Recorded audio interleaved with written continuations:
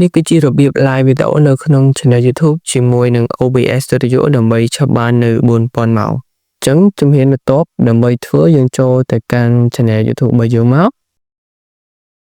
យើងចុចកន្លែង create ចុចពាក្យ go live មក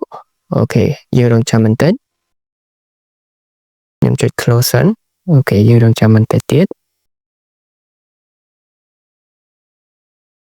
អូខេខ្ញុំចុចទី1ហើយខ្ញុំចុចទី2ហើយខ្ញុំរងចាំបន្តិចទៀត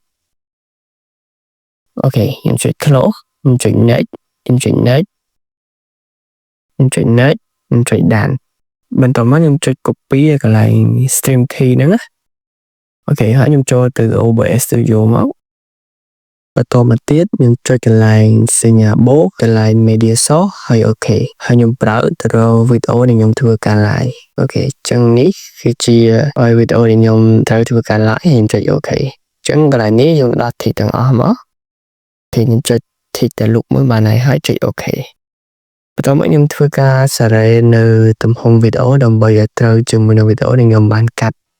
ហើយចឹងកន្លែងនេះខ្ញុំ recommend ទៅកាន់អ្នកទាំងអស់គ្នាឲ្យប្រើប្រភេទជាវីដេអូ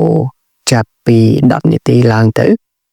ឬក៏ត្រឹម10ទៅ15នាទីទៅគឺល្មមហើយចឹងយើង live ត្រឹមតែមួយអាទិត្យអីទៅគឺយើងនឹងទទួលបានមក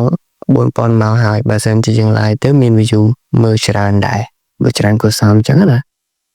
ចឹងកន្លែងនេះខ្ញុំ scope សិនហើយខ្ញុំចូលទៅ YouTube ម្ដងទៀត copy ម្ដងទៀតមកព្រោះមិញខ្ញុំខ្លាច copy ខុសចឹងណាអូខេខ្ញុំចូលមកកាន់ setting OBS ហើយខ្ញុំចូលកន្លែង stream ខ្ញុំយូ stream key អត់បានអូខេបន្ទាប់មកខ្ញុំធ្វើការ pass stream key នឹងចូលមកហើយចុចទៅលើ apply បន្ទាប់មកខ្ញុំចុចអូខេអូខេប៉ុណ្ណឹងខ្ញុំធ្វើការ start stream តែម្ដងចឹងបន្ទាប់មកខ្ញុំបើកកន្លែងនេះហើយខ្ញុំចូលមកកាន់ YouTube ជុំវិញខ្ញុំនឹងចាំបន្តិចទៅអូខេចឹងកំពុងតែ connect ហើយអូខេចឹងនេះ live បានចូលមកដល់ YouTube ហើយយើងចុចកន្លែង select នេះទៅដើម្បីឲ្យឮសំឡេងចូលទៅកាន់ការ live របស់យើង